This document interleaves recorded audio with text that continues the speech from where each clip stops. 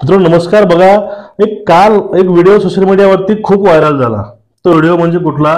आपला संकल्प विकसित भारत या नावाची एक गाडी गावामध्ये येते आणि ती गाडीला अडवून एक तरुण त्याला फेस करतो आणि आपले हक्क सांगू लागतो.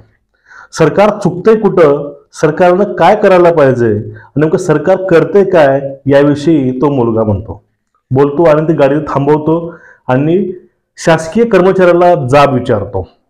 आता ह्या मुलामध्ये एवढी पॉवर आली कुठून आणि हा जो एकूणच प्रकार आहे तो प्रकार नेमका काय आहे आपण ह्या व्हिडिओतून बघणार आहोत. आमच्या हक्काचा मिळाला, आमच्यावर कुणाची काय मेहरबानी नाही, तो आमच्या हक्काचा आहे. काय आमच्या हक्काचं मिळणार आहे आम्हाला. या देशामध्ये जेवढं काय मिळणार आहे ते सगळं आमच्या मालकीचं आहे असं भारताच्या संविधानातला समाजवाद सांगतोय. तो समाजवाद नावाचा शब्द असा आहे की हे लोकांच्या मालकीचं आहे, लोकांना मिळालं पाहिजे, समान मिळालं पाहिजे. हे भारताच्या संविधानानं दिलेलं आहे आम्हाला, ते कुणाची मेहरबानी नाही आहे. एक साधा प्रश्न विचारायचा आहे, हे सरकार देशाचं सरकार आहे का मोदीचं सरकार आहे? हे देशाचं सरकार. मग जर देशाचं सरकार असेल तर तुम्ही घेऊन आलेल्या रथामध्ये मोदी सरकारचे आम्ही असा शब्द का लिहिलेला आहे? हे देशाचं सरकार आहे का मोदीचं सरकार आहे? नाही, हे मोदी सरकार आपल्या तर कसं आहे? मोदी सरकार म्हणजे काय? एका व्यक्तीचं सरकार असतं का? नाही. मग एका व्यक्तीचं सरकार ज्या वेळेला नसतं त्यावेळेला तुम्ही या शब्दांमध्ये बोर्डामध्ये मोदी. बघा मित्रांनो, समजून घ्या.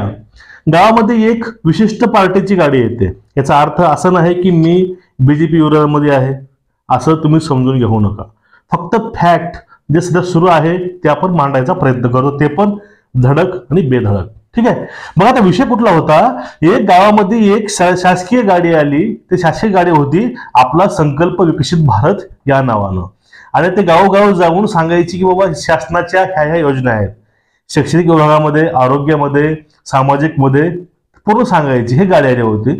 त्या गाडीला थांबवून त्या युवकानं पहिला प्रश्न केला. तो प्रश्न मला खूप आवडला. तो प्रश्न होता, ही गाडी जी आहे, हा जो प्रोग्राम आहे, हा प्रोग्राम कोण कंडक्ट करतं? शासन करतं, भारत सरकार करतंय की मोदी करतं? तो अधिकारी म्हणतो भारत सरकार करतो.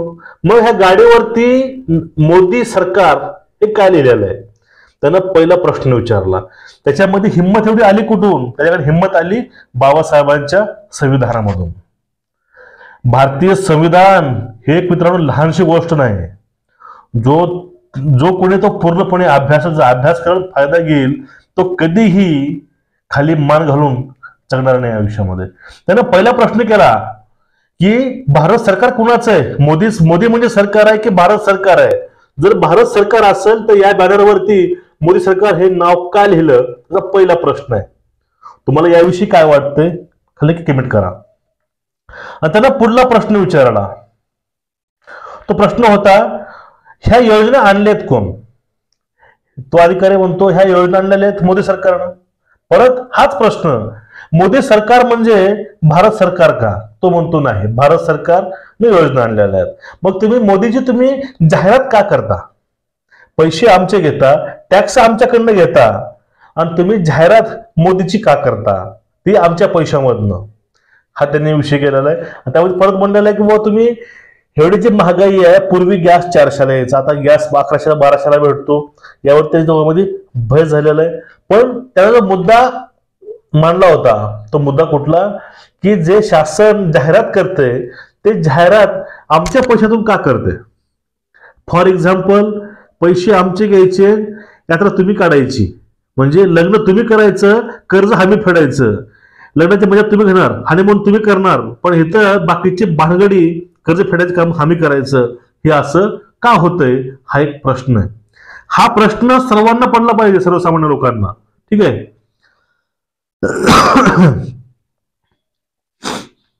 आता मित्रांनो, हा व्हिडिओ बघूनच एकूणच मनामध्ये थोडे प्रश्न पडतो.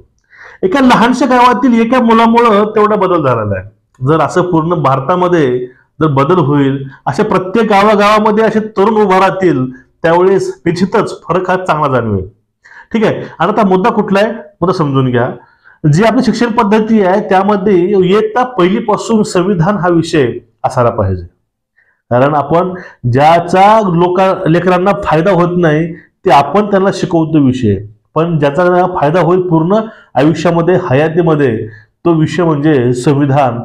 ते आपल्याला शिकवणं ही काळाची गरज आहे. आणि प्रत्येक घरामध्ये जसा देव्हारा असतो तसंच प्रत्येक घरामध्ये संविधान हे असलंच पाहिजे आणि ते असायलाच पाहिजे. त्यामुळे काय होईल, आपले डोके कुठं घाण राहणार नाहीत. आपले डोके हे विचार करू लागतील. तुम्हाला समजून जाईल की आपण लुटलोय की लुटलो गेलोय, ह्या गोष्टी कळल्या पाहिजे. जोपर्यंत तुमच्यावर अन्याय झाला हे तुम्हाला कळणारच नाही, तोपर्यंत तुमच्यावरती इतर लोक येऊन अन्याय करणारच आहेत. कारण त्यांनाही माहित आहे तुम्हाला कसं खेळवायचंय ते. त्यामुळं मित्रांनो, कुठली गोष्ट लाईटली घेऊ नका.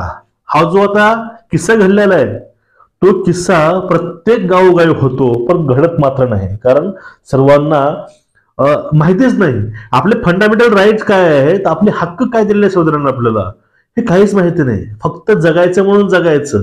सकाळी 10ला जायचं, 5 वाजता घरी यायचं, जॉब करायचं, यामध्ये आपलं पूर्ण जीवन घालायचं. आपले फंडामेंटल राईट्स काय आहेत, आपले कर्तव्य हक्क हे काय आहेत, याची प्रत्येकाला माहिती असायला पाहिजे. अर्थातच तुम्हाला मित्रांनो आता गरज आहे, ते गरज म्हणजे संविधान वाचायची. सर्वांनी एक शपथ घ्या आणि बघा, जोपर्यंत तुम्हाला कळणारच नाही तुम्ही कसं लुटला जातोय, तोपर्यंत तुमचा आवाज उठणार नाही. आणि जोपर्यंत तुमचा आवाज उठणार नाही तोपर्यंत तुम्ही गुलाम राहणारच आहे. फक्त विषय काय आहे, पूर्वी परके आपल्यावरती राज्य करायचे, आता आपलेच आपल्यावरती राज्य करत आहेत. हा विषय आहे. आणि हाच विषय त्या पोरानं चांगला उचलून धरला होता.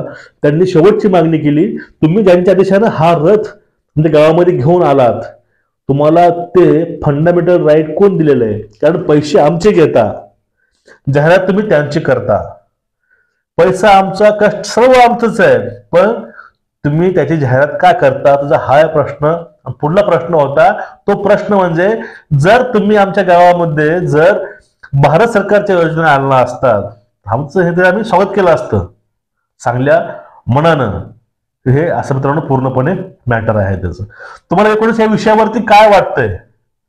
आपल्या जीवनाचा एक अविभाज्य घटक म्हणून तुम्ही सर्वजण संविधानाकडे वळाल का? तुमचं एकूणच ह्या व्हिडिओविषयी ओपिनियन काय आहे नक्कीच कमेंट करा. तुम्हाला व्हिडिओ आवडत असतील चॅनलला सबस्क्राईब करा आणि बेल आयकॉन दाबून ठेवा आणि व्हिडिओ आपल्या गावातल्या ग्रुपमध्ये शेअर करत चला. जय हिंद सर्वांना, जय महाराष्ट्र.